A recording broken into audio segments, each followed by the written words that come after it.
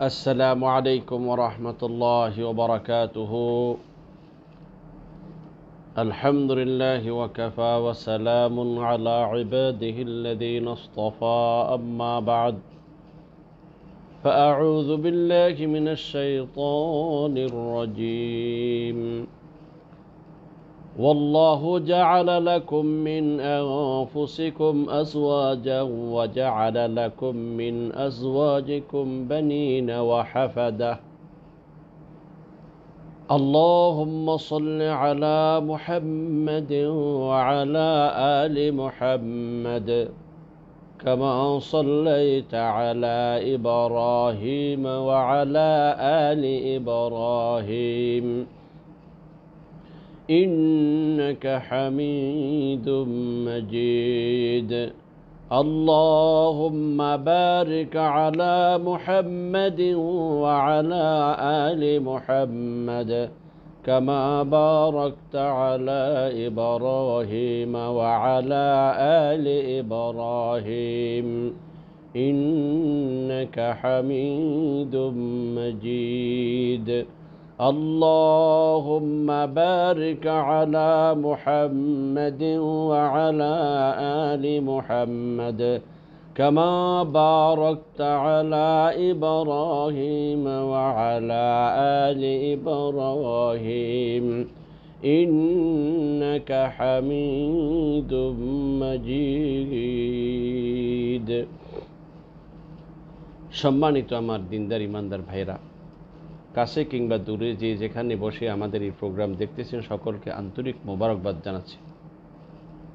মহান মুনিবের নিকট বিনীত প্রার্থনা করছি তিনি যেন আমরা যে সকল কথাগুলা বলি এগুলা যেন আমাদেরকে আমল করার মতো তৌফিক দান করেন, এবং যে সকল ভাইরা এইগুলা শুনতেছেন তাদের নিকট আমি বিশেষ অনুরোধ করব, মেহরবানি করে আপনার কাছে যদি এই কথাগুলা পছন্দ হয় মেহরবানি করে যথাসম্ভব বেশি বেশি করে শেয়ার করুন, যাতে করে অন্য অন্য ভাইরা এই কথাগুলো শুনতে পারে।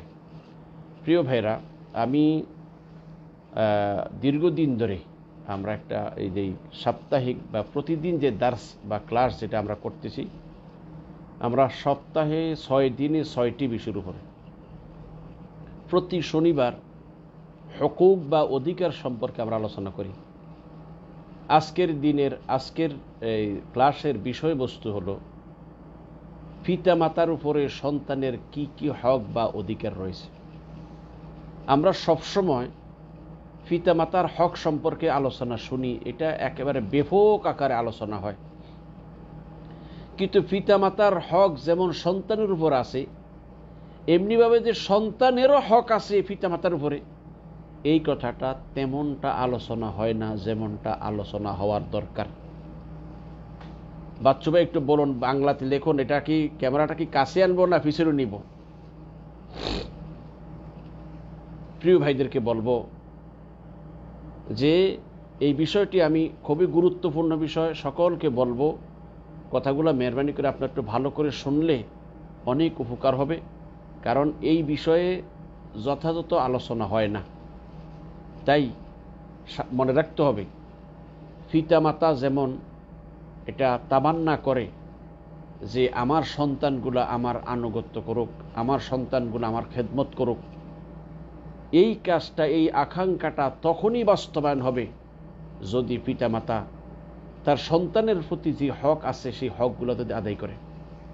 মনে রাখবেন, সন্তানের হক আমি যখন আদায় করব তখন সন্তান আমার হক আদায় করবে। আর আমরা সাধারণত যখন পিতা হয়ে যাই তখন মনে মনে ভাবি যে আমাদের এই হকগুলো সন্তানের উপর আছে, আমরা যাই করি সন্তান আমাদের হক আদায় করবে, কিন্তু আমাদেরও যে কিছু দায়িত্ব আছে সন্তানের প্রতি এটা অনেকেই জানি না। তাই আমি প্রথমে যে কথাটা আপনাদের স্মরণ করে দিতে চাই, ধন সম্পদ এবং সন্তান সন্ততি এই পৃথিবীর জীবনে মানুষের জন্য একটা বড় নিয়ামত আল্লাহর পক্ষ থেকে। ধন সম্পদ এবং সন্তান সন্ততি এটা আল্লাহ প্রদত্ত একটি নিয়ামত, এবং যে সকল মানুষেরা বিয়ে শাদী করার পরে সন্তান সন্ততি লাভ করতে পারেনি, এই লোকগুলা কি মানসিক অশান্তির মধ্যে আছে এমন এটা যদি জানতে চান তাহলে যে সকল লোকেরা দীর্ঘদিন বিয়ে শাদী করেছে, সন্তান সন্ততি হয়নি, এদের পাশে গিয়ে বসুন, তাদের সাথে একটু কথা বলুন, তাহলে তাদের কষ্টটা অনুভব করতে পারবেন যে সন্তান হওয়াটা কত নিয়ামত আর সন্তান না হওয়াটা মানুষের জন্য কত বেদনাদায়ক। এমনিভাবে সন্তান হওয়ার পরে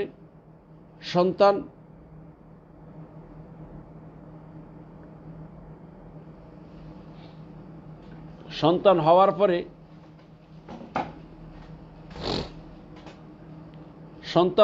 পরে এই সন্তানগুলা সৎ হলে যেমন মানুষের মনের, মা বাবার মনে যেমন একটা খুশি থাকে, এই সন্তানগুলা যদি ভুল পথে পরিচালিত হয় তো কীরকম কষ্ট মা বাবা পায় এটা কাউকে বোঝানো যাবে না। তাই বলবো যে আল্লাহ রাব্বুল ইজ্জতুল জালাল এই পৃথিবীতে মানুষকে যত নিয়ামত দিয়েছেন, সেই নিয়ামত সমূহের অন্যতম একটি নিয়ামত হলো আল্লাহ সুবহানাহু ওয়া তাআলা তাকে সন্তান সন্ততি দেয়া, আর বিশেষ করে এই সন্তান সন্ততিতে সৎকর্মশীল হওয়া, এটা একটা বিরাট বড় নিয়ামত। এবং সন্তান সন্ততির থেকে সেবা পাওয়াটাও এটা বাবার জন্য একটা আল্লাহর বিশেষ নিয়ামত।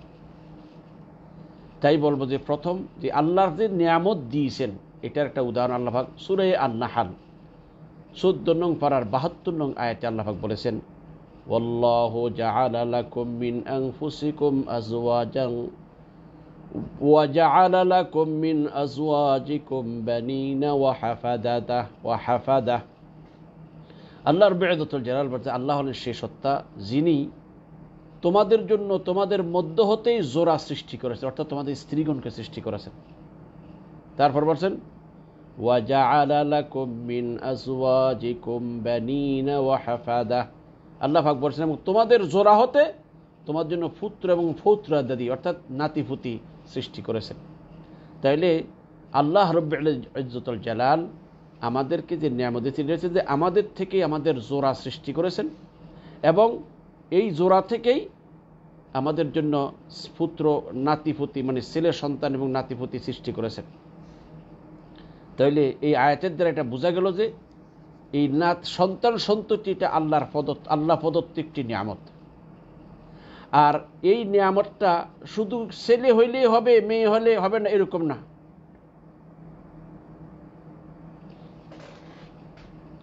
শুধু ছেলে হইলে হবে, মেয়ে হইলে হবে, এরকম না, বরং ছেলে মেয়ে দুটোটাই আল্লাহর পক্ষ থেকে নিয়ামত। আল্লাহ রাব্বুল ইজ্জতুল জালাল বলেছেন, ইয়াহাবু লিমান ইয়াশাউ ইনাসান ওয়া ইয়াহাবু লিমান ইয়াশাউ যুকুরা। আল্লাহ রাব্বুল ইজ্জতুল জালাল বলতেছেন, আল্লাহ সুবহানাহু ওয়া তাআলা যাকে ইচ্ছা কন্যা সন্তান দান করেন আর যাকে ইচ্ছা পুত্র সন্তান দান করেন। অনেকেই মনে করে পুত্র সন্তানটাই আমার জন্য নিয়ামত, কন্যা সন্তান না। না, কন্যা সন্তান পুত্র সন্তান দুটোটাই আল্লাহ প্রদত্ত নিয়ামত, এটা অস্বীকার করা যাবে না। অনেকেই কন্যা সন্তান হলে রাগ হয়, পুত্র সন্তান হলে খুশি হয়। না, আল্লাহ সুবহানাহু ওয়া তাআলা দুটোটাই, এই ছেলে বা মেয়ে দেয়া না দেয়া এটা কোনো মহিলার হাতে নয়, এটা আল্লাহর হাতে। আল্লাহ যাকে যা চান তাই দেন। কেউ ইচ্ছা করে ছেলেও দিতে পারে না, কেউ ইচ্ছা করে মেয়েও দিতে পারে না, বরং এটা আল্লাহর হাতে। আল্লাহ রাব্বুল ইজ্জতুল জালাল কোরআন কারীমে বলতেছেন, আল মালু ওয়াল বানুনা জিনাতুল হায়াতিদ দুনিয়া। সম্পদ এবং সন্তান সন্ততি দুনিয়ার জীবনের একটা শোভা। আপনার এই দুনিয়ার জীবনে যদি মাল না থাকে, সন্তান সন্ততি না থাকে, তাহলে আপনার এই দুনিয়া অর্থাৎ ছেলে মেয়ে আছে কিন্তু এদের পালার জন্য মাল নাই, তাহলে আপনার জিন্দেগিটা সুন্দর হবে না। সম্পদ আছে অডেল কিন্তু ছেলে মেয়ে নাই, তাহলেও জীবনটা সুন্দর হবে না। এই ছেলে মেয়ে এবং ধন সম্পদ এটা দুনিয়ার জীবনের শোভা, সৌন্দর্য।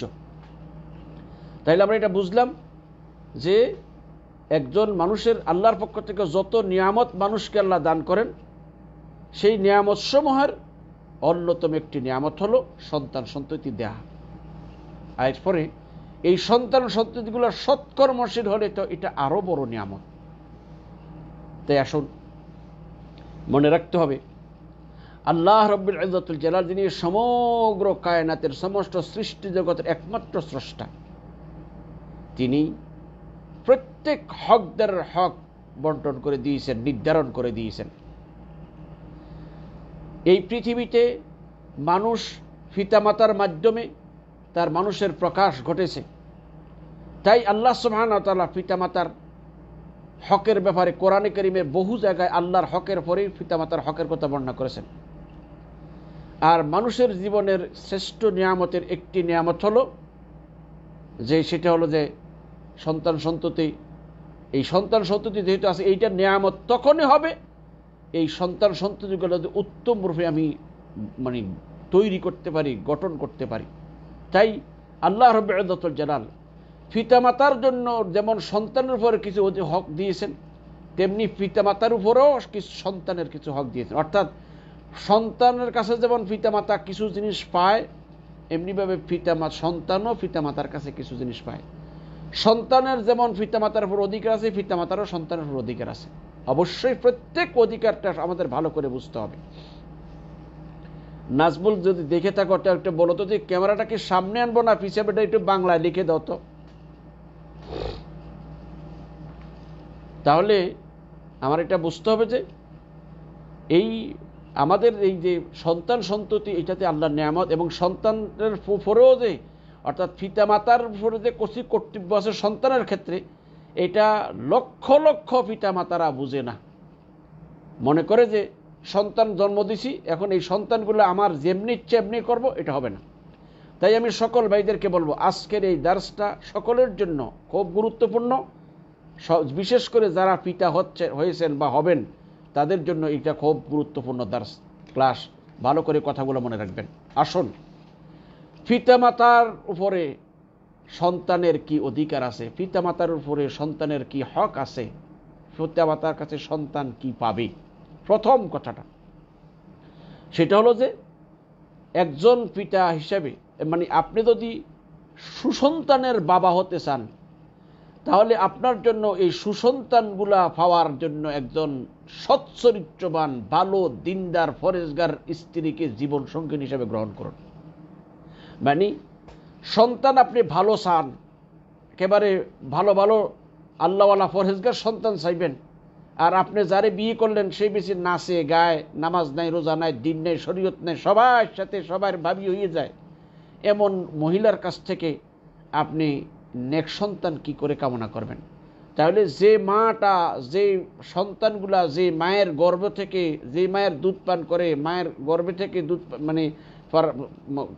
সময় 9 মাস কাটাবে, দুনিয়া এসে 2 বছর মায়ের দুধ পান করবে, মায়ের কাছ থেকে যে প্রাথমিক যে শিক্ষাটা পাবে, সেই শিক্ষিকাটা সর্বপ্রথম নির্বাচন করতে একজন ভালো, সৎকর্মশীল, সচ্চরিত্রবান, দিনদার মহিলাকে নির্বাচন করুন। এটা হক।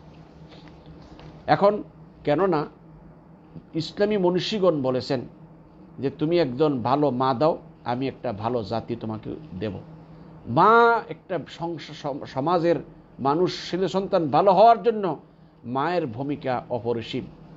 সেই জন্য অবশ্যই বিয়ে শাদী করার সময় শুধু রূপ দেখলেই হবে না, বরং শরীয়ত কিছু দিক নির্দেশনা দিয়েছেন। ক্বালা রাসূলুল্লাহ সাল্লাল্লাহু আলাইহি ওয়াসাল্লাম তুনকাহুল মারআতু লিআরবাইন। রাসূল সাল্লাল্লাহু বলেছেন 60টি জিনিস দেখে বিবাহ করবে। সব বাইরে যারা বিয়ে শাদী করবেন ভালো করে কথা শুনুন। তুনকাহুল মারআতু লিআরবাইন, 60টি বিষয় দেখে মেয়েকে বিয়ে করবে। লিমালিহা ওয়ালি হাসাবিহা ওয়ালি জামালিহা ওয়ালি দীনিহা ফাযফার বিযাতিদ দীনি তারিবাত ইয়াদাক। রাসূলুল্লাহ সাল্লাল্লাহু আলাইহি ওয়াসাল্লাম ইরশাদ করেন যে কোনো মহিলাকে বিয়ে করার পূর্বে তার 60টা মৌলিক বিষয় দেখো, তবে একটা মেইন আর বাকিগুলো প্রাসঙ্গিক। একটা হলো যে সম্পদের দিক দেখো, অর্থাৎ তুমি যেই মেয়েটাকে তোমার জীবনসঙ্গিনী বানাচ্ছ, তোমার অর্থনৈতিক দিক থেকে তার অর্থনৈতিক দুইটার সাথে সামঞ্জস্য আছে কিনা। কারণ যদি তুমি বেশি সম্পদশালী হও, তোমার স্ত্রী যদি সম্পদশালী না হয়, তাহলে তোমার একটা নিচু নজর থাকবে তার প্রতি। অথবা সেই গরিব ঘরের মেয়েটা এসে তোমার ঘরটাকে মেনটেন করার তার জন্য কঠিন হয়ে যাবে। পরিবেশের কারণে তার এটা তোমার পরিবেশ রক্ষা করা কষ্ট হতে পারে। অথবা পরিবারের পক্ষ থেকে একে অপরের প্রতি তুচ্ছ তাচ্ছিল্য করতে পারে। এই জন্য অর্থের দিক দিয়ে দোনোজন কাছাকাছি হলে বেশি ভালো, কেউ কাউকে ছোট করে দেখতে পারবে না। 2 নম্বর হচ্ছে যে বংশ দিক থেকে, এইগুলা কিন্তু বংশ কোনো শরীয়তের কোনো মূল বিষয় নয়, তারপরও মানুষের কাছে এটার একটা মোটামুটি সমাজে এটার বিবেচনা হয়। তাই যে মহিলাটা তুমি বিয়ে করছো তার বংশের দিকে তোমার বংশের সাথে কাছাকাছি মিল আছে কিনা, যদি থাকে তাহলে কেউ কাউকে ছোট করতে পারে না। কেননা অনেকেই যারা একটু উচ্চ বংশের আছে তারা আর তাদের সাথে একটু নিচু বংশের কেউ থাকলে সবচেয়ে তুচ্ছ তাচ্ছিল্য করে এবং তাদেরকে হ্যাঁ নজরে দেখে। এই জন্য আল্লাহ রসুল বলছে যে বংশের দিক থেকেও কাছাকাছি এটা দেখো। তারপরে সৌন্দর্যতা, আল্লাহ রসুল বলছে অলি জামালিহা, সৌন্দর্যতা দেখো। কেননা প্রত্যেকটা মানুষের, পুরুষ নারী সকলের মনেই তার জীবনসঙ্গী হিসেবে একজন ভালো মানুষ, ভালো, যেমন নারীরা একজন সুন্দর পুরুষকে জীবনসঙ্গী বানাতে চায়, এমনিভাবে পুরুষরা একটা সুন্দরী নারীকে জীবনসঙ্গিনী বানাতে চায়। তবে সুন্দরের ব্যাখ্যা কি? সুন্দরের ব্যাখ্যা হলো যে একে অপরকে দেখতে তার যার নয়নে যাকে ভালো লাগে। সুন্দরের ব্যাখ্যা শুধু সাদা হওয়া নয়, সুন্দরের ব্যাখ্যা ওই মানে 5 হাত লম্বা 6 হাত লম্বা হওয়া নয়। সুন্দরের ব্যাখ্যা হলো যে যাকে জীবন সঙ্গী বানাবে তার নজরে তাকে দেখতে ভালো লাগে কিনা, এটা দেখতে হবে। কেননা এটা কবিতা আর কি, এটা কোনো হাদিসের কথা নয়। জালালউদ্দিন রুমি রহমতুল্লাহ আলাইহি ওই লাইলি মজনুর কিস্সার ভিতরে বর্ণনা করেছেন যে হযরতে মনে করে বলতেছে জালালউদ্দিন রুমি বলেছেন যে লাইলাকে সে যুগের বাদশাহ জিজ্ঞাসা করেছেন ওয়াজদিগার খোবা তো আফজু নিস্তি, ওয়াজদিগার খোবা তো আফজু নিস্তি, গফতে খামোশ তো মজনু নিস্তি, দিদায়ে মজনু अगर बूदे তোরা हर दो आलम बे खतर बूदे তোরা। বাদশাহ লাইলাকে বললেন যে হে লাইলা, তুমি তো অন্য নারীদের সাথে তেমন সুন্দর নয়, কিন্তু কায়েস তোমার জন্য পাগল হলো কেন? লাইলা জবাব দিলেন গফতে খামোশ, ও বাচ্চা চুপ থাকো, তোমার চোখ তো আর মজনুর চোখ নয়। তুমি যদি তোমার চোখের পরিবর্তে মজনুর চোখগুলো লাগাইতা তাহলে দুনিয়া আখিরাত আমার জন্য তো বিসর্জন দিতে পারত। তাইলে সুন্দরের ব্যাখ্যা চামড়া সাদা নয়, সুন্দরের ব্যাখ্যা হলো নজরে দেখতে ভালো লাগা। আপনি যাকে জীবন সঙ্গিনী বানাবেন আপনার তার দেখলে আপনার কাছে ভালো লাগে কিনা, আপনার পছন্দ হয় কিনা, এটা দেখতে হবে। এইবার চামড়া কালো হোক আর সাদা হোক এটা বাইন সাবজেক্ট না। তাহলে বোঝা গেল যে এই মানে বিবাহ শাদীর সময় আপনি সৌন্দর্য দেখবেন, এটাও একটা দেশার বিষয়। তাহলে বিয়ে শাদীর ভিতরে মন দেবে। যদি অনেক সময় মনের বিরুদ্ধে বিয়ে শাদী করে সারা জীবন একটা ফাটল ধরে থাকে, স্বামী আর স্ত্রী একে অপরকে যদি পছন্দই না করে সেই ঘরে কখনো সুখ আসবে না, শান্তি আসবে না। স্বামী যদি তার স্ত্রীকে দেখে তার মন ভরে না যায় তাহলে শান্তি কোত্থেকে আসবে? তারপর বলছেন ওয়ালি দীনিহা, ৪র্থ নম্বর হলো দিনদারিয়ত দেখে তুমি বিয়ে করো। তারপর ফাযফার বিযাতিদ দ্বীন তারিবাত ইয়াদাক, দিনদার মহিলাকে বিবাহ করে তুমি সফল হয়ে যাও। কেননা দিনদার মহিলা যদি আপনার সৌন্দর্য একটু কম, সম্পদ একটু কম, বংশের দিকটা একটু কম, কিন্তু দিনদার, তাইলে আপনি এইটাকে প্রাধান্য দেন। কারণ একটা দিনদার মহিলা যখন ঘরে আসবে, যে মহিলাটা 5 ওয়াক্ত সালাত বক্তব্য আদায় করবে, যে মহিলাটা সতীত্বের হেফাজত করবে, যে মহিলার স্বামীর সম্পদের হেফাজত করবে, যে মহিলাটা উঠতে বসতে আল্লাহ স্মরণ করবে, এমন একজন মহিলা যখন জীবন সঙ্গিনী হবে, এই মহিলার ঘর থেকে যা আসবে সবগুলা সচ্চরিত্রবান হওয়ার সম্ভাবনাই বেশি, এটাই আশা করা যায়। তাই আল্লাহ রাসূল বলেছেন ফাযফার বিযাতিদ দ্বীন, দিনদার মহিলাকে বিবাহ করে তুমি কি করো? সফল হও, কামিয়াবি অর্জন করো, সফলতা অর্জন করো। সেই জন্য ভাইরা আমি সকলকে বলবো এই বিয়ে শাদী করার পূর্বে অবশ্যই দেখতে হবে, বিয়ে শাদী করার আগে দিনদার মহিলাকে বিয়ে শাদী করুন, একজন নামাজি পরহেজগার মহিলাকে বিবাহ শাদী করুন। তাহলে আপনার ভবিষ্যৎ প্রজন্ম সচ্চরিত্রবান ভালো হওয়ার সম্ভাবনা খুব বেশি থাকবে, এর থেকে ভালো সন্তানের আশা করতে পারবেন। কিন্তু বিয়ে করার সময় একেবারে সুন্দর রূপসী নাচ ড্যান্স জানে এমন মহিলা বিয়ে শাদী করলেন, পরবর্তীতে ছেলে হুজুরের কাছে নিয়ে যান, হুজুর একটু ফু দিয়ে দেন, একটু ঝাইরা দেন, পোলাটা দুষ্ট, ও কথা শোনে না। কথা শুনবে কেমনে? যে থেকে আসছে সেই তো এরকম কথা শোনে না। সেই জন্য বলবো যারাই বিয়ে শাদী করেন, বিয়ে শাদী 2 দিনের ব্যাপার নয়, এটা চিরস্থায়ী বন্ধন। সেই জন্য একটু ভালো দেখে বুঝে শুনে বিয়ে শাদী করবেন, পাগলামি করবেন না। তারপরে দেখুন, আর এই সন্তানের ক্ষেত্রে সন্তান হওয়ার পর ভালো পাত্র দরকার। ভালো এই যেই মহিলার থেকে আপনি মানে ভালো সন্তান চান সেই মহিলার ভিতরে দিনদারিয়ত থাকতে হবে, তার মধ্যে সভ্যতা ভদ্রতা এগুলো সব থাকলেই সেখান থেকে সন্তান সুশিক্ষা পাবে। এটা খুব ভালো জানেন। তারপরে আরেকটা জিনিস হলো যে মনে রাখতে হবে, এই নেক স্ত্রী দুনিয়ার সর্বশ্রেষ্ঠ সম্পদ। ইমাম নাসাই রাহিমাহুল্লাহ 3232 নং হাদিসে বর্ণনা করেছেন, ক্বালা রাসূলুল্লাহ সাল্লাল্লাহু আলাইহি ওয়াসাল্লাম, আদ-দুনিয়া কুল্লুহা মাতা' ওয়া খায়রু মাতা'id দুনিয়া আল মারআতুস সালিহা। হযরত রাসূলুল্লাহ সাল্লাল্লাহু আলাইহি ওয়াসাল্লাম বলেছেন, দুনিয়ার সবই লাভের জিনিস, ফায়দার জিনিস, তবে দুনিয়ার সবচেয়ে বেশি লাভবান জিনিস হলো সৎকর্মশীল স্ত্রী, নেক স্ত্রী। একজন মানুষ যদি সৎকর্মশীল একজন স্ত্রী আল্লাহ তার ভাগ্য জুটিয়ে দেয়, তাহলে দুনিয়া একটি শ্রেষ্ঠ নিয়ামত সে পেল। হযরত আব্দুল্লাহ ইবনে আব্বাস থেকে একটি সুন্দর হাদিস শোনেন, ক্বালা রাসূলুল্লাহ সাল্লাল্লাহু আলাইহি ওয়াসাল্লাম, আরবাউন মান উতিয়াহুন্না ফাকাদ উতিয়া খায়রাইদ দুনিয়া ওয়াল আখিরা, কলবুন শাকিরুন ওয়া লিসানুন যাকিরুন ওয়া বাদানুন আলাল বালা'i সাবিরুন ওয়া যাওজাতুন সালিহাতুন লা তাবগি খাওনান ফি নাফসিহা ওয়ালা ফি মালিহি। রাসূলুল্লাহ সাল্লাল্লাহু আলাইহি ওয়াসাল্লাম ইরশাদ করেন, 4টি জিনিস আল্লাহ যে বান্দাকে দান করেছে, দুনিয়া আখিরাতের শ্রেষ্ঠ বস্তু তাকে দান করা হয়েছে। কি 4টি? প্রথম, কলবুন শাকিরুন, এমন একটা দিল আল্লাহ দিয়েছেন যে দিলটা সবসময় আল্লাহ শুকরিয়া আদায় করে। ওয়া লিসানুন যাকিরুন, এমন একটা জবান যেটা দিয়ে সদা সর্বদা আল্লাহর জিকির করে। ওয়া বাদানুন আলাল বালা'i সাবিরুন, এমন একটা শরীর যে শরীরটা বালা মুসিবত বিপদ আপদ আসলে ধৈর্য ধারণ করে।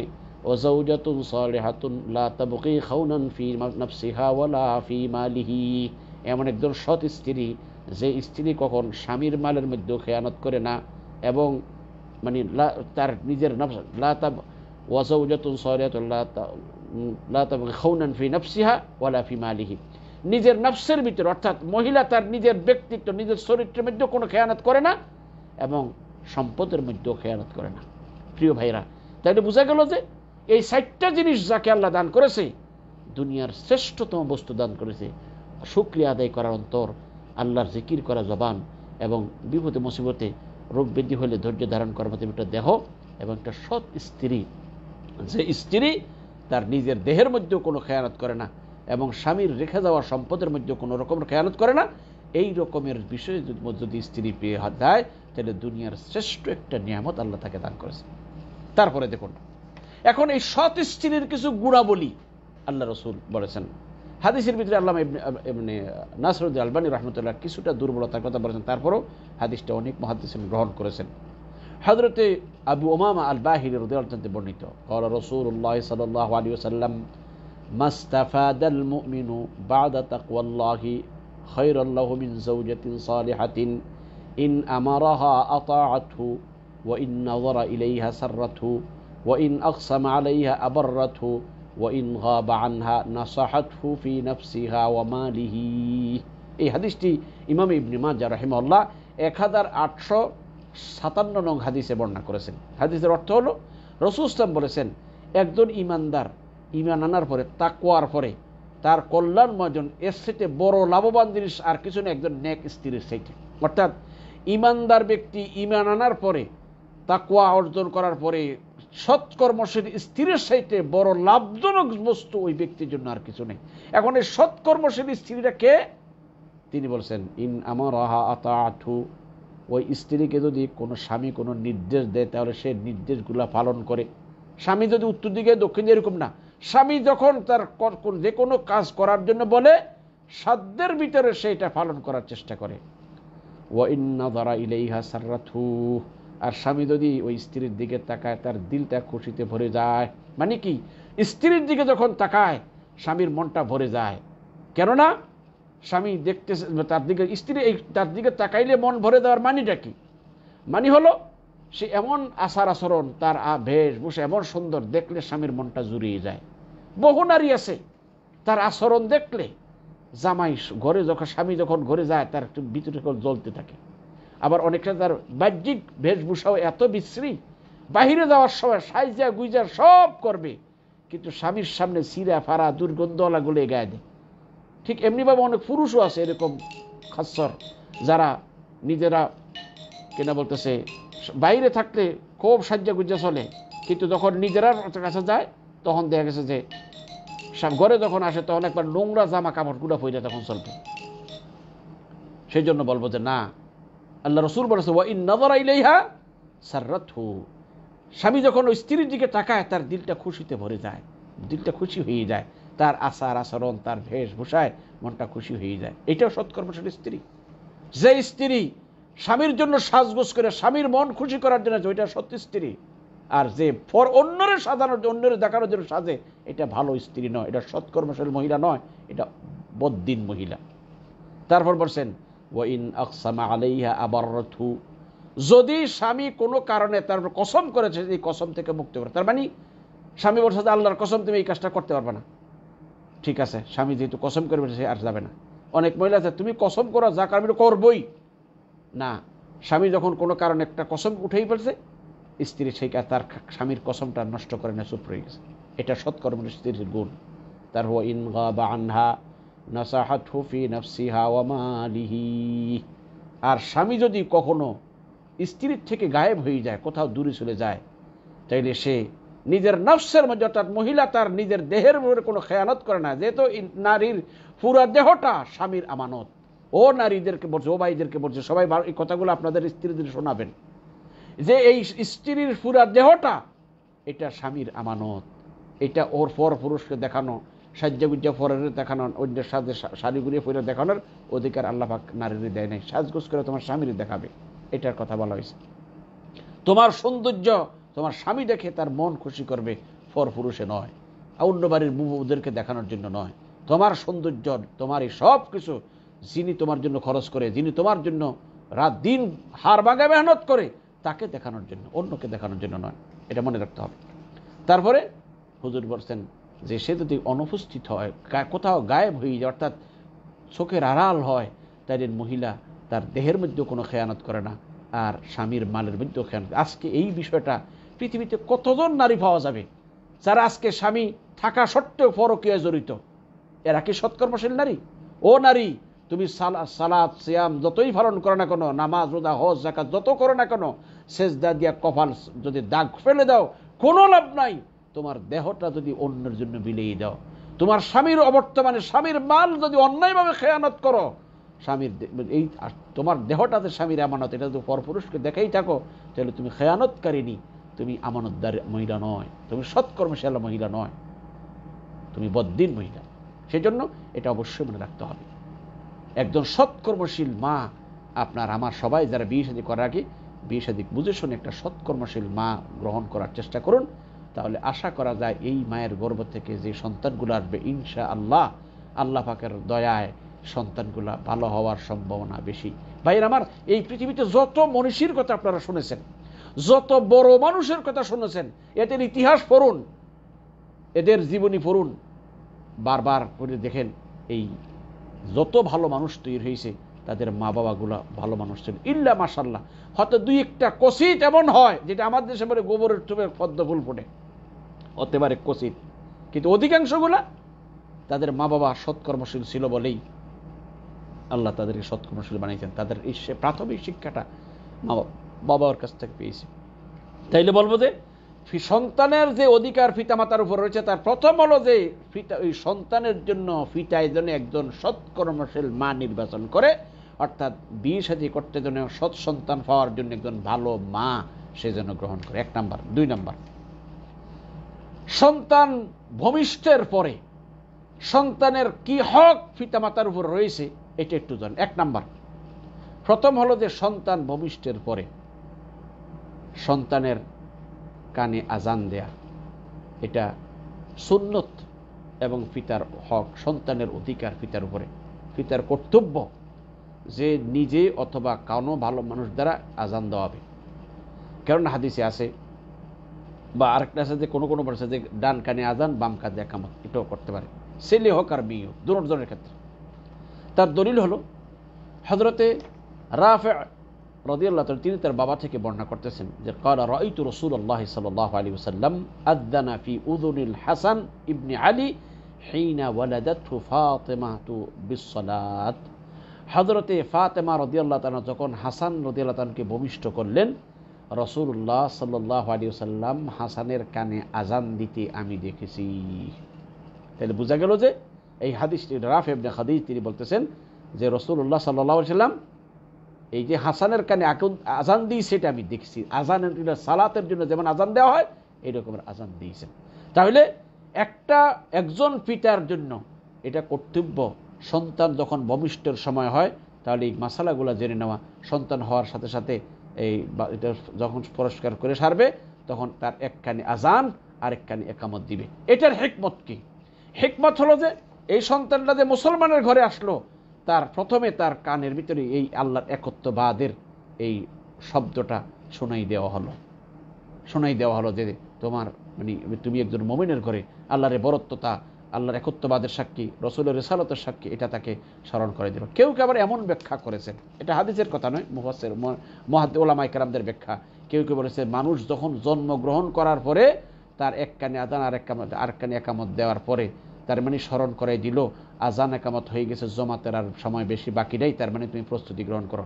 অর্থাৎ আজান একামত হয়ে গেলে জমাত দাঁড়াইতে যেটুকু সময় আছে তোমারও জীবনটা মনে করি এটুকু তার জন্য, তার নতুন প্রস্তুতি। এটা কোনো আলেমগণ এমন ব্যাখ্যা করেছেন, আল্লাহু আলেম। এটা রসুলের ব্যাখ্যা নয়, আলেম ওলামাদের ব্যাখ্যা। তো হতে পারে যে মানুষ মৃত্যুর পরে জামাত হয় কিন্তু সেখানে আর আজান আর একামত হয় না। তাই বলবো যে অবশ্যই এটা সন্তান জন্মগ্রহণ করার পরে পিতা মাতার উচিত এটা আজান দেয়। এখন আজানটা দিবে কে? মসজিদের হুজুর আনতে হবে? দেশের বড় মুহাদ্দিসকে আনতে হবে? না, আজানের শব্দগুলা একজন যে কোনো একজন, সন্তানের বাবা দিতে পারে, সন্তানের আত্মীয় স্বজন কেউ কাছে থাকলে সেও দিতে পারে, যে কোনো ব্যক্তি। তবে আজান দেওয়ার সময় খেয়াল রাখতে হবে এটা এমন মসজিদের মাইক দিয়ে আজান দেওয়া শিশু বাচ্চা এই নতুন সবেমাত্র ভূমিষ্ঠ হয়েছে সন্তান, এত জোরে চিৎকার দিয়ে দিবেন যাতে ওর কানের পর্দা ফেটে না। অর্থাৎ আজানের শব্দগুলা বাচ্চার কানের ভিতরে বলে দিবে, চিৎকার করে নয়। আল্লাহু আকবার, আল্লাহু আকবার, আশহাদু আল্লা ইলাহা ইল্লাল্লাহ, এইরকম শব্দগুলো আস্তে আস্তে বলবে যাতে করে ছোট্ট বাচ্চার কানে আওয়াজটা পৌঁছে, শব্দের জোরের কারণে পর্দা ফেটে না যায়। সাবধান। অনেকে দেখি আমার দেশে কি করে, উঠানে দাঁড়ায় একবার বিরাট বিকট আওয়াজে আজান দেয়। কিরে ভাই অমুকের ঘরে বাচ্চা হয়েছে, না ভাই এটা আমরা বলবো না। বরং আজানের শব্দগুলা কোনো একজন ব্যক্তি দ্বারা, সে মা বাবা দিতে পারে বাবা দিবে, নতুবা অন্য কেউ থাকলে সে দিয়ে দিবে। তারপরে আসুন, এটা হলো যে প্রথম কাজ। 2 নম্বর কাজ, সন্তান ভূমিষ্ঠের পরে যে কাজটা কাজ করে এটা সুন্নত যদি সম্ভব হয়, সেটা হলো যে বাচ্চা প্রসব হওয়ার পরে তাকে যখন ধোয়াইয়া পরিষ্কার করে তার বাচ্চারে খাদ্য খেতে দেয়, মধু দেয়, মায়ের দুধ দেয়। এইটার পূর্বে দুধ দেওয়ার আগে, মধু দেওয়ার আগে যদি সম্ভব হয় খেজুর অথবা মিষ্টি জাতীয় কোনো, যে খেজুর হলো সুন্নত, মুখের ভিতরে এটাকে চিবাই একেবারে পাতলা করে ফেলে যাতে করে একবারে তরল হয়ে যায়, তারপরে একটু বাচ্চার মুখে দিয়ে দিল যেন বাচ্চার প্রথম খাদ্যটা এটা যেন হয়। এটা সুন্নত। তবে এটা কে দিবে? অনেকে কেউ বলছে কোনো বুজুর্গ আলেম ওলামাদের কাছে দিবে, কিন্তু অনেক বিজ্ঞ আলেম বলছেন এভাবে কোনো বড় হুজুরের কাছে গিয়ে তার মুখের বরকত নেওয়ার চাইতে তার আপনজন যারা আছে, তার মা বা বাবা, তাদের কেউ একজনে দিলেই হবে। কেননা এর সাথে এই সন্তানের জন্য মা বাবার সাথে এত দরদি আর কেউ নেই। আর এইভাবে যদি আমরা আলেম ওলামাদের কাছে বরকতের জন্য যাইতে থাকি তাহলে এটা আস্তে আস্তে এই রাস্তাটা, মন্দের রাস্তা খুলে যাবে। সেই যে কোনো একজন তার দিবে, মুখ থেকে লালা দেওয়ার জন্য চেষ্টা করে, বলবো যে না, বরং আপনি নিজে ওই সন্তানের বাবা যিনি, সে নিজে। তবে কথা একটা, যারা ধূমপান করেন, বদঅভ্যাস যাদের আছে, এরা তবা করেন, বাচ্চা হওয়ার আগ দিয়ে তবা, ধূমপান সাইডে তবা তেলে করে ভালো হয়ে যান, যাতে করে আপনার মুখের দুর্গন্ধ যেন বাচ্চার মুখে না যায়। আর মায়েরাও ভালো করে, ওরা কী করুন, মায়ে হয়তো মা অথবা বাবা যে কোনো একজনে খেজুর অথবা কোনো মিষ্টি জাতীয় কিছু একটু মুখে চিবাইয়ে একটু হালকা করে তার মুখে, বাচ্চাটার মুখে দিয়ে দিবে। এটা সুন্নত, এটা কোনো ওয়াজিব নয়, সুন্নত। কেননা হাদিসে আছে, হযরতে রাসূলুল্লাহ সাল্লাল্লাহু আলাইহি ওয়াসাল্লাম এর এক সাহাবী যান হযরত আবু মুসা রাদিয়াল্লাহু তাআলা বলতেছেন, ক্বালা বুলিদা লি গোলাম, আমার একটি পুত্র সন্তান হয়েছে। ফাআতাইতু বিহি নবী সাল্লাল্লাহু আলাইহি ওয়াসাল্লাম, তার আমার এই ছেলেটা নিয়ে রাসূল সাল্লাল্লাহু আলাইহি ওয়াসাল্লামের নিকট এসেছে। ফাসাম্মাহু ইব্রাহিম, রাসূল সাল্লাল্লাহু আমার ছেলেটার নাম রাখলো ইব্রাহিম। ফাহান্নাকাহু বিতামারাতিন ওয়া দাআ লাহু বিল বারাকাতি ওয়া দাফাআহু ইলাইয়া। বলতেছেন রাসূলুল্লাহ সাল্লাল্লাহু আলাইহি ওয়াসাল্লামের নিকট যখন নিয়ে এসেছি, রাসূল সাল্লাল্লাহু একটু খেজুর চিবিয়ে তারপরে ওর মুখে দিয়ে দিলেন এবং এর জন্য বরকতের দোয়া করলেন, তারপরে ছেলেটাকে আমার কাছে দিয়ে দিলেন। তাহলে বোঝা গেল যে রাসূল সাল্লাল্লাহু এটা শান ছিল, রাসূলুল্লাহ সাল্লাল্লাহু আলাইহি ওয়াসাল্লামের বিশেষ মর্যাদা ছিল। তাই লোকেরা রাসূলের লালা মোবারকতে বরকত নিয়েছে, কিন্তু আমার আর আপনার লালাতেই বরকত নেই। অতএব আমাদের কাছে বরং এটা সন্তানের বাবা এবং মা করবে, এটাই খেয়াল। তো এই জন্য বলবো যে এটা সমস্ত ওলামা কেরাম এবার ইত্তেফাক হয়েছে, মোত্তাফাক, যে এটা তার আপনজনরাই কেউ দিয়ে দিবে, অন্য কোনো দূরে যাওয়ার প্রয়োজন নাই। এ ব্যাপারে আবদুল্লাহ বিন বাজ রাহিমাহুল্লাহ, সৌদি আরবের গ্র্যান্ড মুফতি, একসময় তিনি সারা মুসলিম বিশ্বের একজন বড় আলিম হিসেবে স্বীকৃত একজন ব্যক্তি, তার কাছে এই ব্যাপার প্রশ্ন করা হয়েছে যে হুজুর শেখ, আমরা তো এই আলেম ওলামাদের কাছে অনেকের বাচ্চা নিয়ে যায় খেজুর চাবিয়ে দেওয়ার জন্য, এটা কি ঠিক? উনি বলছেন এর থেকে বেঁচে থাকতে ভালো, বরং তার মা বাবা একটি চিবিয়ে বাচ্চার মুখটা ফাঁক করে এর মধ্যে একটু দিয়ে দিবে, এটা সুন্নত, রসুলের সুন্নত, এটা আদায়, এটা তারা রসুল শিক্ষা দিয়েছেন। তাহলে দুইটা গেল, একটা হলো যে বাচ্চার হলে আজান দেওয়া, 2 নম্বর হচ্ছে যে বাচ্চার ওই মিষ্টি জাতীয় খেজুর অথবা মিষ্টি কোনো জিনিস চিবিয়ে বাচ্চার মুখে দেওয়া। 3 নম্বর বাচ্চার আকিকা করা। বাচ্চার প্রত্যেকটা সামর্থ্যবান পিতার উপর কর্তব্য হলো, এটা সন্তানের পাওনা কিন্তু পিতার কাছে, এবং আল্লাহ যে নিয়ামত দিয়েছে নিয়ামতের শুকরিয়াও। প্রত্যেকটা সন্তান, যাদের আল্লাহ সন্তান দিয়েছেন, সন্তান ভূমিষ্ঠের পরে 7তম দিনে ওই সন্তানের জন্য আকিকা করা। আর কোনো বর্ণনাতে আছে 7তম দিন না পারলে 21তম বা 14তম দিনে, 14তম দিন দিতে না পারলে 21তম দিনে, এটা হলো সুন্নত। কিন্তু এখন বাকি রয়ে গেল কোনো ইমার্জেন্সি কারণে, কোনো বিশেষ কারণে, কোনো অপারগতার কারণে এই 3 তারিখের কোনো 1 তারিখে যদি দিতে না পারে, তাহলে কি এটা দেওয়া লাগবে কিনা? এখানে কোনো আলেমবান বলেছেন দেওয়া লাগবে না, কিন্তু সহি কথা হলো এই যে এটা তার উপরে কর্তব্য, কিন্তু সে হঠাৎ কোনো সাময়িক সমস্যার কারণে যে কোনো লোকও নাই, সে নিজেও দিতে পারে নাই, তাহলে সে যখন তার সামর্থ্য হবে দ্রুত সেটা আদায় করে দিবে। এটাই হলো উত্তম, বিজ্ঞ আলেমদের এটাই মত প্রাধান্য দিয়েছেন। তাই বোঝা গেল যে সন্তান ভূমিষ্ঠের পরে 7তম দিনে ছেলে যদি হয় 2টা ছাগল, মেয়ে যদি হয় 1টি ছাগল দ্বারা আকিকা করে দেওয়া, এটা পিতার কর্তব্য, সন্তানের পাওনা পিতার কাছে যদি সমর্থ থাকে। হ্যাঁ, যে সকল পিতার সামর্থ্য নাই, সেই আকিকা করার মতো ক্ষমতা নাই, আর্থিক সচ্ছলতা নাই, সে সমস্ত পিতাদের জন্য সমস্যা নেই, কেননা সে অপারগতা, এটা সামর্থ্যের সাথে সম্পর্কিত। কেননা হাদিসে আছে, হযরত আয়েশা রাদিয়াল্লাহু তাআলা বর্ণিত একটি হাদিস, আন্না রাসূলুল্লাহ সাল্লাল্লাহু আলাইহি ওয়াসাল্লাম আমারাহুম আনিল গোলামি শাতানি ওয়া আনিল জারিয়াতি শাতুন। রাসূলুল্লাহ সাল্লাল্লাহু আলাইহি ওয়াসাল্লাম পুত্র সন্তানের পক্ষ থেকে 2টি ছাগল আর কন্যা সন্তানের পক্ষ থেকে 1টি ছাগল দিয়ে আকিকা করতে বলা হয়েছে। এখন আমাকে এর পূর্বে একবার এক জায়গায় প্রোগ্রাম করার সময় আমার এক ভাই আমাকে প্রশ্ন করেছেন, তাহলে নারীকে তো ঠকানো হলো। ভাই, নারীকে তো আপনি একটা চিন্তা করছেন, রাসূল সাল্লাল্লাহু আলাইহি ওয়াসাল্লাম যে যুগে এসেছিল সেই যুগে কন্যা সন্তানকে জীবিত অবস্থায় দাফন করা হতো। খেয়াল করছেন? যে যুগে রাসূলুল্লাহ সাল্লাল্লাহু আলাইহি ওয়াসাল্লাম নবুয়ত পেয়েছেন, যেই রাসূলের জন্ম যে সময়টা যেই কালে হয়েছে, সে কালে কারোর ঘরে কন্যা সন্তান হলে তাকে জীবিত অবস্থায় মাটিতে পুঁতে ফেলা হতো। সেই যুগে রাসূল সাল্লাল্লাহু আলাইহি ওয়াসাল্লাম কন্যার ব্যাপারে, কারণ মানুষ তো কন্যা সন্তান হওয়াটাকে একটা আইব মনে করত, বোঝা মনে করত, তাই আল্লাহ রসুল তার প্রতি আর বেশি বোঝা চাপাই দেন না, ঠিক আছে একটা দিয়ে আদায় করে দাও। প্রিয় ভাইয়েরা, সেই জন্য এটা হলো যে নারীদের প্রতি দয়া করেছেন।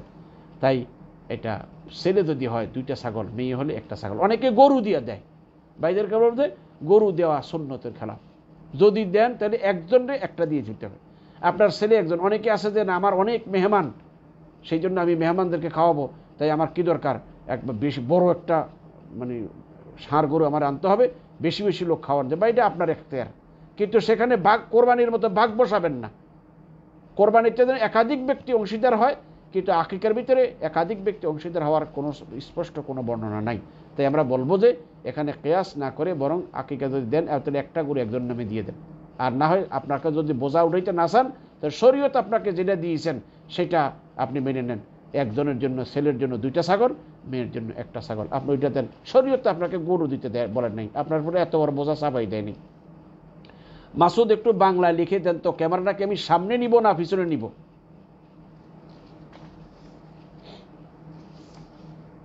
মাসুদ একটু বাংলায় লিখে দেন, ক্যামেরাটাকে আমি সামনে নিব না পিছনে, বুঝতেছি না আমি। বারবার লোকেরা বলতেছে, আমি বসে ভাই। তাহলে আমরা এতটুকু বুঝলাম যে সন্তান ভূমিষ্ঠের পরে এই আকিকা করা, এটা সন্তানের হক পিতার উপরে, পিতার কর্তব্য সন্তান সামর্থ্য থাকলে আকিকা করে দেওয়া। এমনিভাবে ৭৪ নম্বর সন্তানের যে হক পিতার উপর রয়েছে, সেটা হলো যেই ৭তম দিনে এই সন্তানের ছেলে হোক বা মেয়ে হোক তার মাথার চুলগুলো মুন্ডন করবে, এবং এই চুলের ওজন বরাবর রূপা সদকা করে দিবে যদি সম্ভব হয়। আবারও বলছি, পিতার যে হক সন্তানের উপর রয়েছে, সন্তান ভূমিষ্ঠের পরে সন্তানের যেদিন ৭ম দিন হবে সেদিন তো আকিকাও করবে, আর ওই দিনের মাথার চুল মুন্ডন করবে। অনেকে বাচ্চার এই জন্মের পরে চুলগুলা রেখে দেয়। আমার নিজের দেখা বহুজনকে দেখছি, ভাই বাচ্চার চুল এখানে কয়, এগুলা মুরব্বীরা কইছে ভালো। কোন মুরব্বী বলছে? মোহাম্মদ সাল্লাল্লাহু আলাইহি ওয়াসাল্লামের সাথে বড় মুরব্বী আপনার কে সেটা আমার বলেন। আপনার মোহাম্মদ সাল্লাল্লাহু আলাইহি ওয়াসাল্লাম বাদ দিয়ে যে মন্দিরের মুরব্বী, এটা তো শয়তান মুরব্বী, এটা তো ভালো মুরব্বী নয়।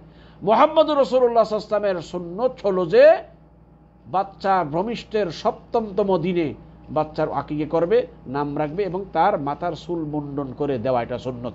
তাহলে এবং এই চুলের ওজনে চাঁদি বা রূপা সদকা করে দেওয়াটা সুন্নত। হাদিসের দলিল হলো হযরতে রাসূলুল্লাহ সাল্লাল্লাহু আলাইহি ওয়াসাল্লামের বর্ণনা, হযরতে আলী রাদিয়াল্লাহু আনহু থেকে বর্ণিত হয়েছে, আক্কা রাসূলুল্লাহ সাল্লাল্লাহু আলাইহি ওয়াসাল্লাম আনিল হাসান বিশাতিন ওয়া ক্বালা ইয়া ফাতিমা ইহলিকি রাসাহু ওয়া তাসাদ্দাকি বিজিনাতি শা'রিহি ফিদ্দাতান।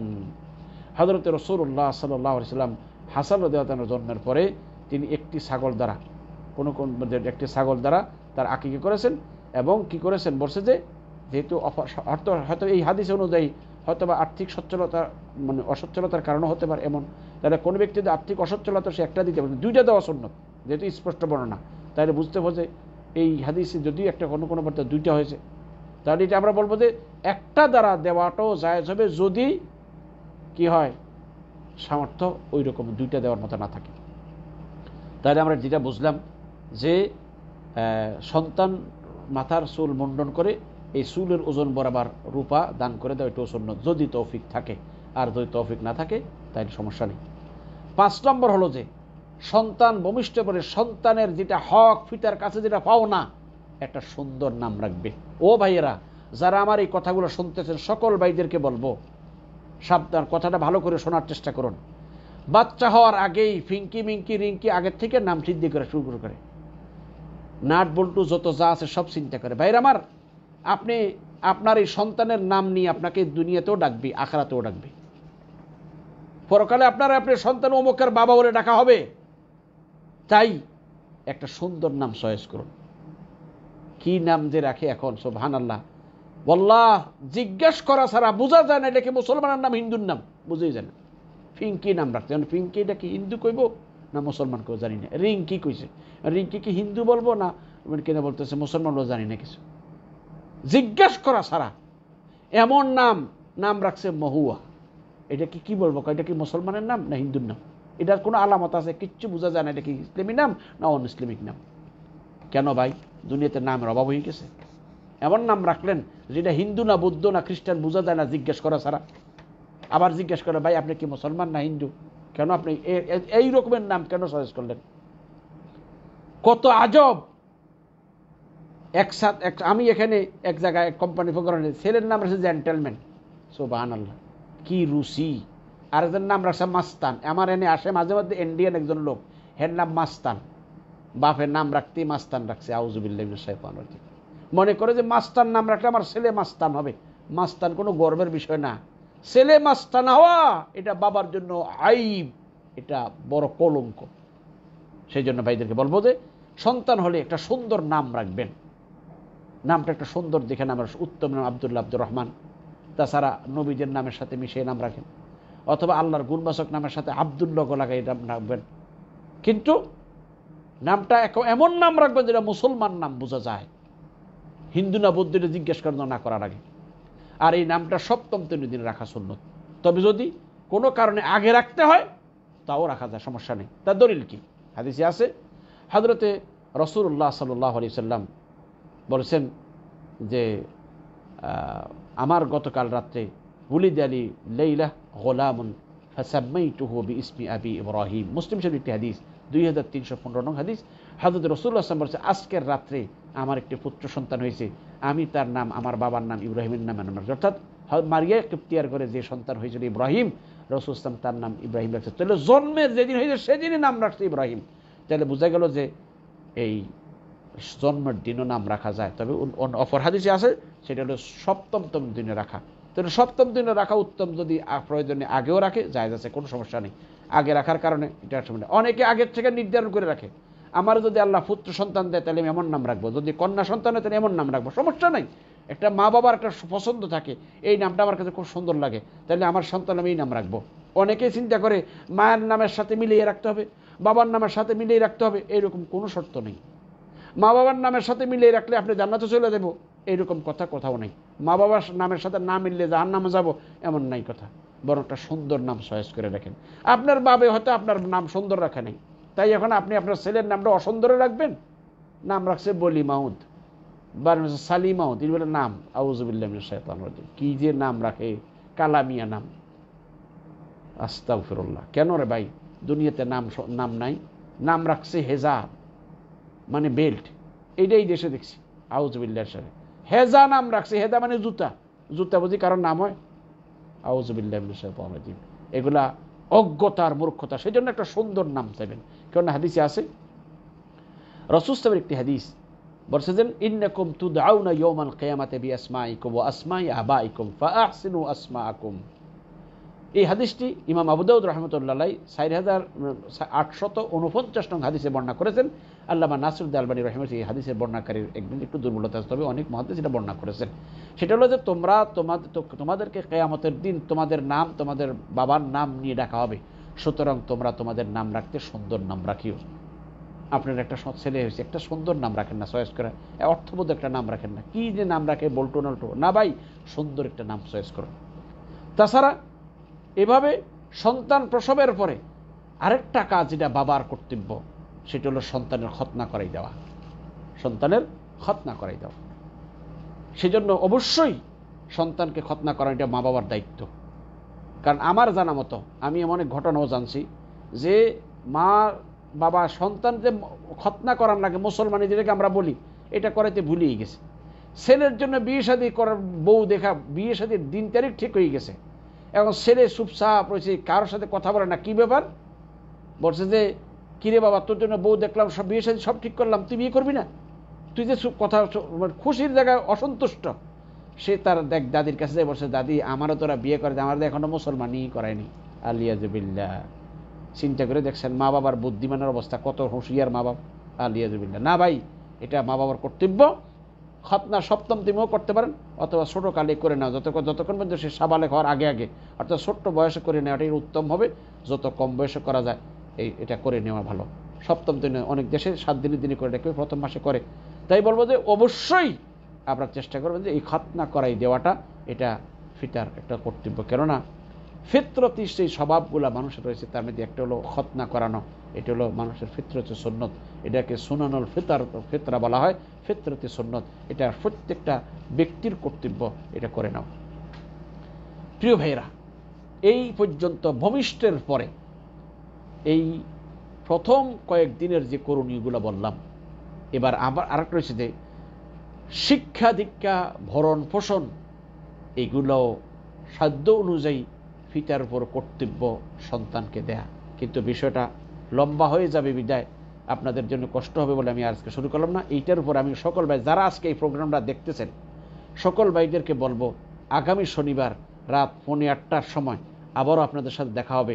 আমি ইনশাআল্লাহ আমি সকলকে বিশেষভাবে অনুরোধ করছি, এই কথাগুলো শুনেন, আপনার আশা করি জীবনে অনেক উপকার হবে। এই অনেক ধারাবাহিকভাবে আমি চেষ্টা করতেছি যেগুলো কোরআন হাদিসের দলিল দিয়ে আপনাদের সামনে পেশ করার জন্য। আপনারা সবাই কথাগুলো শোনার চেষ্টা করবেন। আরও 2টা পর্ব এর উপর আসবে।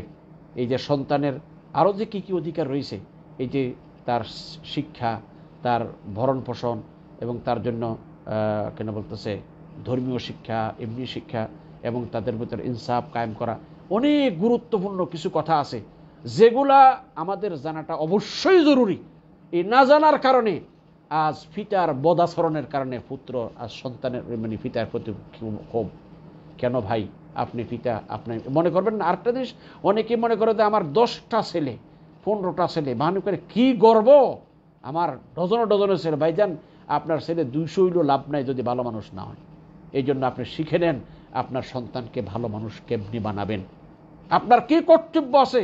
অনেকেই বিবৃদ্ধকালে কান্নাকাটি করে, আমার ছেলেরা আমার দেখে না, দেখবে কেমনে? তুমি তো ছেলেরে দেখার মতো পিতা মাতারে দেখে কেমনে কি করলে দেখবে, এটা তো শিখাও নাই।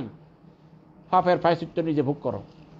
সেই জন্য ভাইদেরকে বলবো, আগামী শনিবার রাত্রে আমরা বলবো পিতার পরে মানে শিক্ষা শিক্ষার অধিকার সন্তানের উপরে, অর্থাৎ পিতার উপরে সন্তানের শিক্ষার অধিকার, অর্থাৎ সন্তানকে সুশিক্ষা দেওয়া পিতার কর্তব্য, সন্তানকে সচ্চরিত্র বানানোর চেষ্টা করা পিতার কর্তব্য, সাধ্য অনুযায়ী সন্তানের ভরণ পোষণের সাধ্য অনুযায়ী তার খরচ করা দেওয়া এটা পিতার কর্তব্য, সেটা এই সন্তানকে মানে সৎপথে পরিচালিত করার জন্য চেষ্টা করা পিতার কর্তব্য।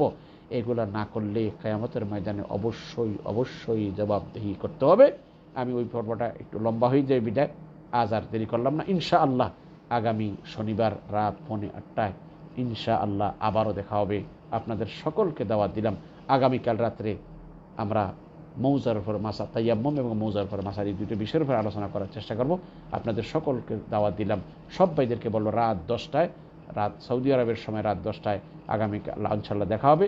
সকলকে দাওয়াত দিলাম, সকলের প্রতি আমার এই আবদার রইল, আপনারা অবসর থাকলে প্রোগ্রামটা শুনবেন, আর যদি অবসর না থাকেন পরবর্তীতে যখন অবসর থাকেন অবসর হন আপনারা আমার এই ভিডিওটা শুনবেন।